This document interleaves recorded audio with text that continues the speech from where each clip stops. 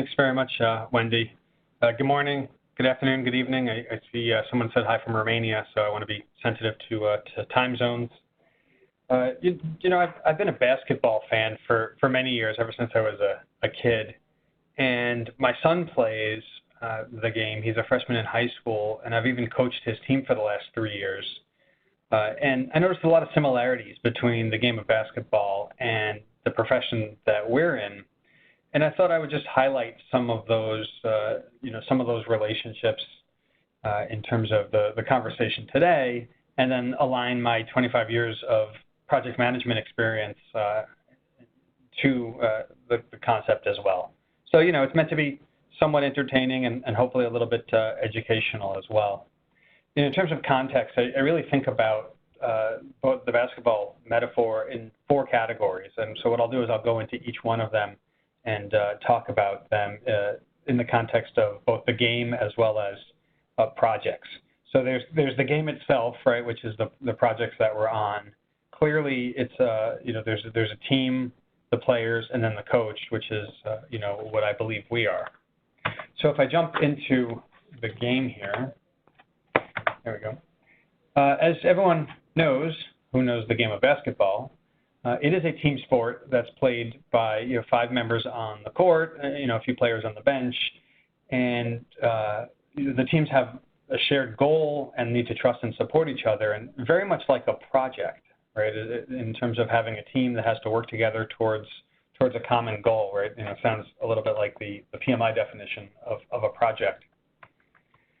There's fundamentals when it comes to the game, right? There's dribbling, passing, layups, rebounding, all that kind of fun stuff. And it's important to do all of those things consistently. It's also important to understand the rules of the game so that you don't get into trouble or foul out or so on. And I think relative to the work that we do, it's also important that we understand the constraints. In this case, it might be organizational constraints or policies or systems, and really important to focus on doing the basics really well. And for us, that means a few things. It means doing the basics of planning well, right? Working through plans and understanding the activities and the relationship between those activities, what our stakeholders want. There's managing the project and understanding the sources of information around financials and resources and risks and so on, and making sure that we're tracking properly, as well as just the normal operations of making sure that actions and risks and issues get closed on a regular basis. So, we're going through some of the easier metaphors. There's also really important functions to consider during the game. And, as I think about the game of basketball, as well as our projects, most games, while there might be some buzzer beaters and three-pointers at the end, the games aren't won on the last shot, right? The games are won by consistently making baskets over, I think it's 48 minutes, right, over the entire course of the game. And similar to projects, right, we don't meet our milestones by just putting in the last deliverable at the end. It's really a sequence of meeting all of the activities and all of the deliverables over the course of the duration of the project. So, it's really an important concept that we really got to focus on each deliverable, each milestone, each risk, each issue, and sort of knock those things out if we want to be successful at the end of the game. There's also assisting each other and making sure that, we collaborate and we assist the members of the team. In this case, rebounding, is when you miss a basketball shot, but in the context of a project, there's going to be risks, there's going to be issues, there's going to be challenges, and the question is how quickly do we respond to those and make sure that those don't impede our progress.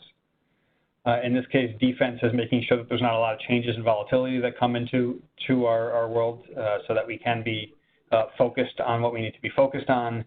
Making sure that we're monitoring progress, right? We know the score of the game. We know how many minutes we have left.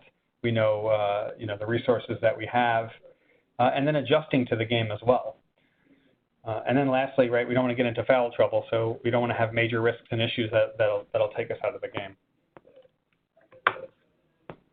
So that's the game piece of it. I think pretty basic, right? Everybody knows what a project is and the key components of it. But in this case, we'll drill a little bit more into the team aspect of it, which I think is one of the most important pieces. Before we do that, it's probably important to recognize there's different roles in the game. So clearly there's the players, right? People playing the game, and in context of basketball, right, there's only 5 people on the court at any given point. They're the ones scoring, they're the ones playing, right? And on our team members, there's a lot of team members that do the same thing, right? Those are the ones who actually are the ones doing the work and meeting the deliverables.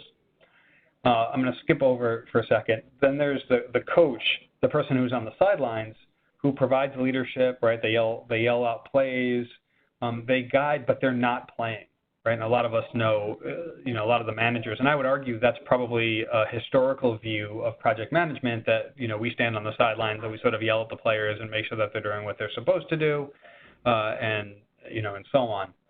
There's, I would argue, an evolution of our roles into what I'll call a player coach, right? And then those are people who, yes, they coach, but they also contribute to the game. In some cases, they're the ones on the court playing the game and coaching from a position of doing the work with the team members. And I think that's, in my opinion, what we should aspire to be in our roles. And as we start talking about Agile and the evolution of Agile, I think that's more consistent with roles like Scrum Masters and release train engineers. And then there's the spectators, right? The people in the stands who have opinions, right? They always yell at the refs or they yell at the players or they react to different plays, but they don't actually help contribute to the game. And I think we can all imagine there's lots of spectators on some of our projects, teams, and meetings who have opinions. They show up to meetings, they yell a lot, but they don't actually help contribute to the progress of the game. So, I think it's important, a couple key points. The players are the most important people in the game. It's important that we move towards that player-coach model in terms of project management. I think we need to be conscious of the number of spectators because unlike a basketball game, we don't want as many people in the stands as possible yelling and with opinions, especially if they're not cheering on the team, right? So I think that's an important role to understand is who's actually helping the team and who's not. I also think it's important, and I know a lot of us don't have a ton of say over the teams that we build, but I think it's important to have a balanced team. And by that, I mean team members should have skills that complement each other.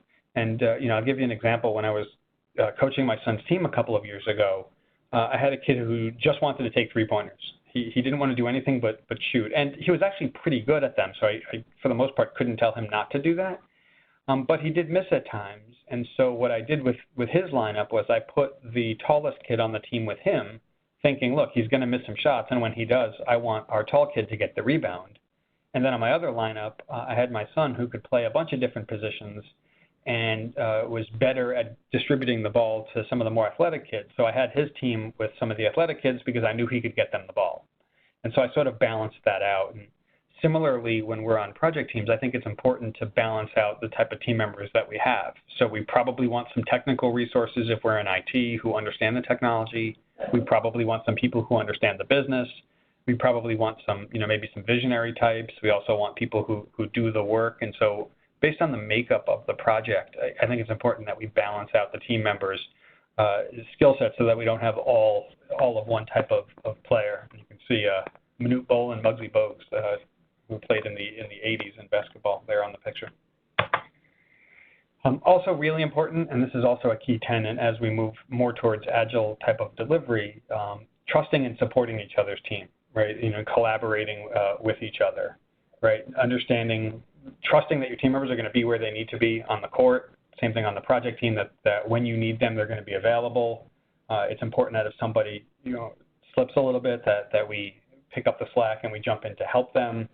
And I used to tell my son this all the time because, he was a point guard, is you don't have to score all the points. An assist is just as good because you still get the points for the teams. And in some games, he would get more assists than points, but, if it helped the team win, then that was more important than scoring the most points on the court. And so similarly, on our teams, it's not the person who has the big glorious role so much as making sure that we assist each other and we help each other out. Communication is also really important to our team members, whether or not that's recognizing what's going on with the project and telling other people. And it also means asking for help. And there's nothing wrong with asking for help if there's a challenge or a risk.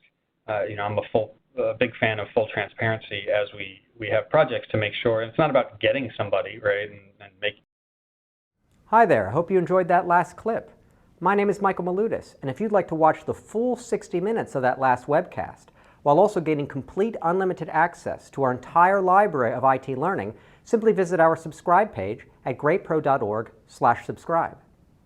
Unlimited annual access is $199 per year, but if you use the coupon code LEARN2EARN, you can drop that membership fee to just $149. That's less than $13 per month for unlimited access to over 1,000 hours of on-demand career development, covering the entire spectrum of IT management best practices, including business analysis and requirements, software development, quality and testing, risk management, process improvement, project management, and even digital transformation. But your membership doesn't just give you unlimited access to our vast learning library. You also get free access to our mobile app, as well as direct access to our network of over 300 of the world's leading IT consultants, all of whom are dedicated to putting practical knowledge at your fingertips so that you can learn more and earn more. I hope you will join me in becoming a member of the Great IT Professional and advancing your career with us. And if you're on YouTube, don't forget to hit that subscribe button above so that you get notified whenever we publish new free webcasts each week of the year. Thank you for your time and best wishes for your continued success.